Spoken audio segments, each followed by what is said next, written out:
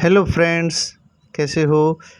आज हम प्रतिशत की अगली वीडियो लेके आए हैं। तो क्वेश्चन है कि किसी मूल संख्या में 24 बढ़ाया जाए तो मूल संख्या का 115% हो जाती है। दोस्तों 115% जो है वो ऐसे ही तो है कि 100% प्लस 15%। जो 100% है वो तो 1 है, और जो 15% होता है, देखिए 1/20 होता है 5%। तो अगर इसको 3 से गुना कर दूँगा तो ये हो गया 15%। तो हमारे पास ये चीज़ आ गई। क्या चीज़ आ गई कि 1 जमा 3/20। जब इसको सॉल्व करते हैं तो 20 एलसीएम यहाँ आके 20 और 3 23/20, इतनी बात आ गई। अब पता चला कि 23/20 जो है, यानी 20 100% है, तो 123, ये जो 23 है ये 115% है। इसका मतलब ये हुआ कि यहाँ से जो 3 ज़्यादा है, ये 3 यूनिट जो हैं ये बढ़ाई हुई संख्या के कारण है, यानी कि 24। जब 3 यूनिट 24 है तो 1 यूनिट कितना हो गया, 8 हो गया। अगर 8 हो गया तो मूल संख्या जो है वो 20 की 8 गुना हो गई, यानी 160 आ गया। तो ये हमारा आंसर हो गया। ठीक है दोस्तों, अगला प्रश्न है कि 10,000 का 30% का 8% कितना होता है। देखिए दोस्तों, 10,000 का मीन्स गुणा 30%। देखो 30% जो है, अभी मैंने बताया कि 1/20 जो होता है 5 होता है, और 5 6 30 होता है, यानी कि 6/20 जो हो गया 30% हो गया। का 8%, 8% जो 8 अगर 100 लिखते हैं, ठीक है, लिख लो, कोई बात नहीं है। तो 2 0 ये कट गई, 1 0 ये कट गई, 2 एकम 2 चौक 8 कट गया, 6 चौक 24 हो गया, और ये 1 0 बची है यहाँ लगा दी, तो 240 हो गया। तो ये हमारा आंसर आ गया। ठीक है दोस्तों, तो यहाँ आपने एक चीज़ सीखी कि 30% हमने कैसे निकाला।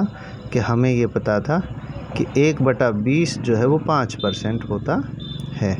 जब हम इसको 6 से गुना करेंगे तो इसको भी 6 से गुना करेंगे, तो ये तो हो गया 30%, और ये हो गया 6/20।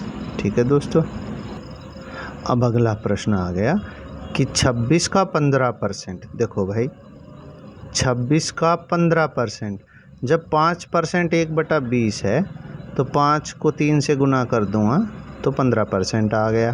तो ये बटे में रकम आ गई। अब कह रहा है कि x का 20%, तो ये तो 20 तो मैं पहले ही कह रहा हूँ कि 1/5 होता है।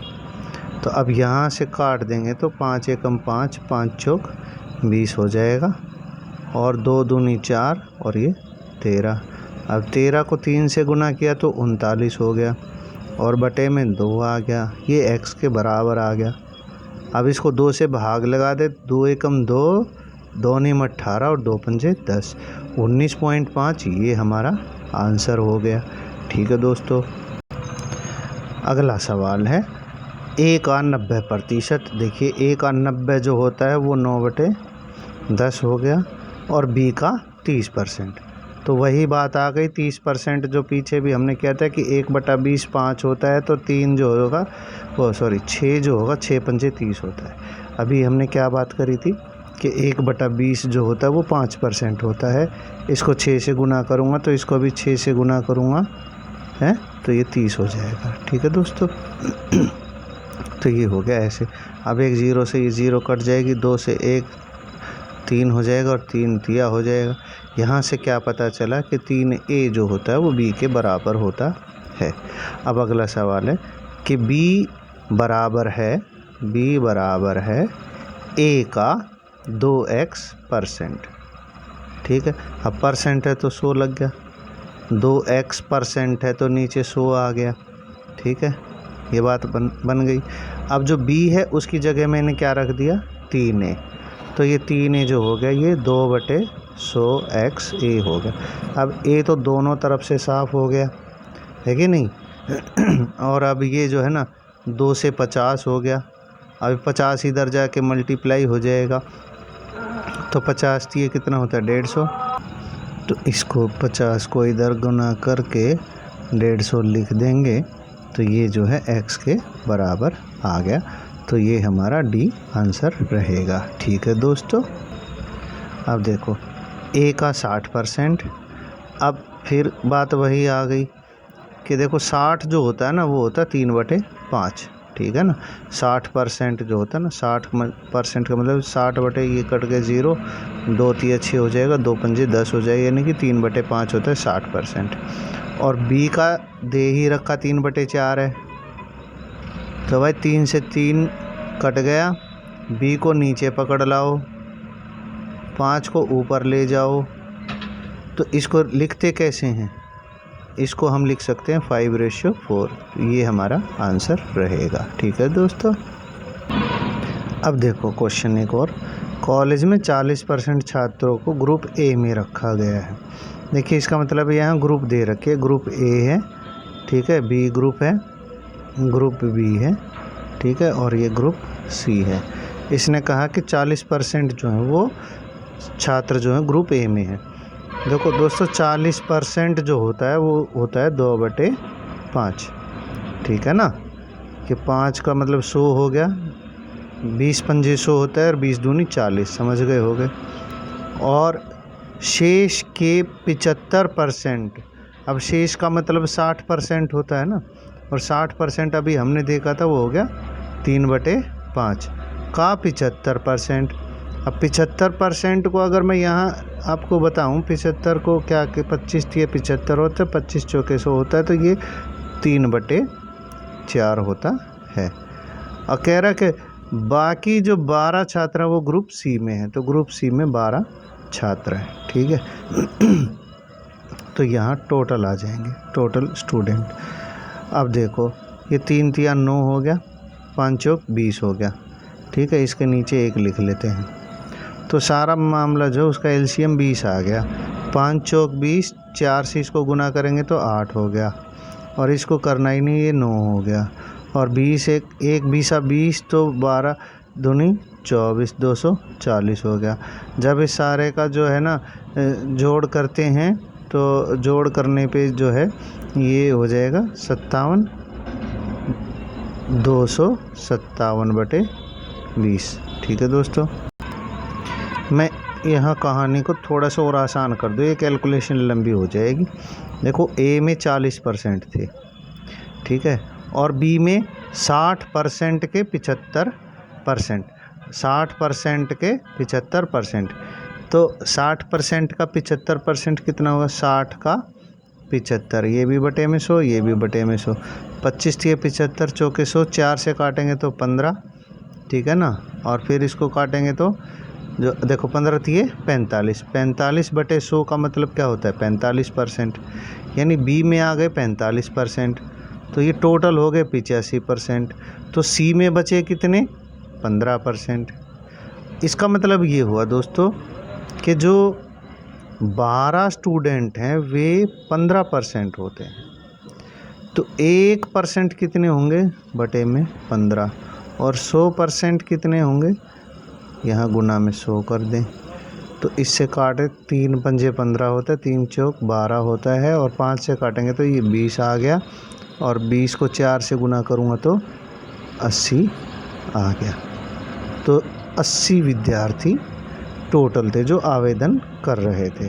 ठीक है दोस्तों, फिर समझ लो ए का 40% तो दे ही रखा है, और शेष का 75%, यानी कि 60 का 75% 45 होता है, तो टोटल 85 हो गया।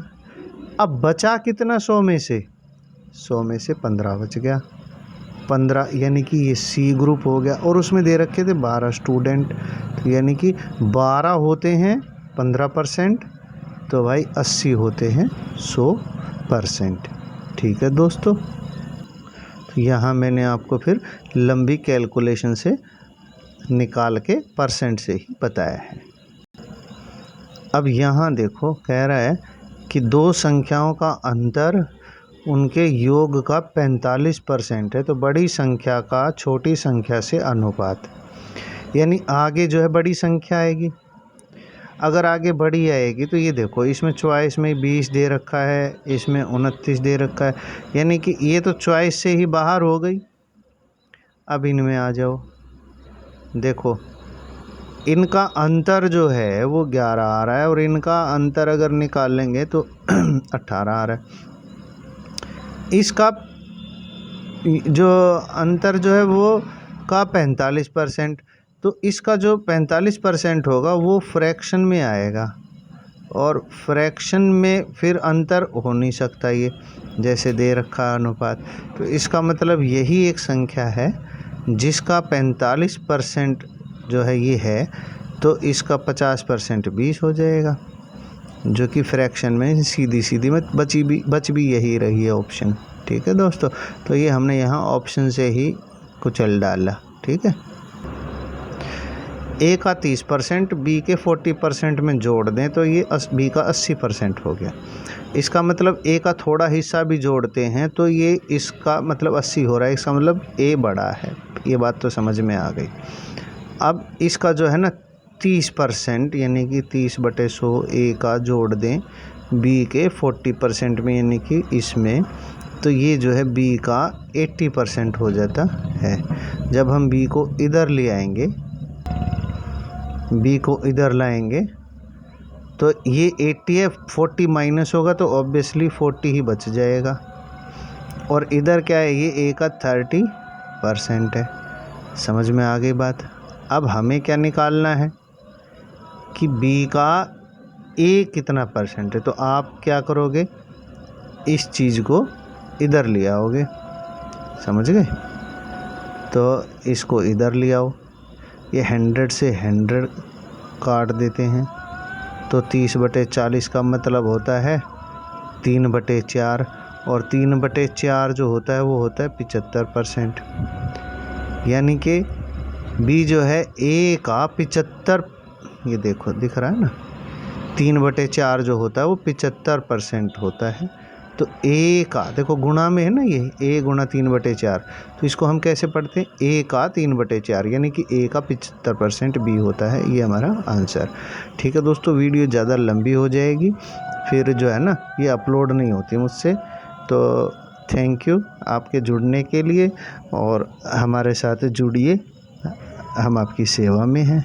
Okay, thank you, bye.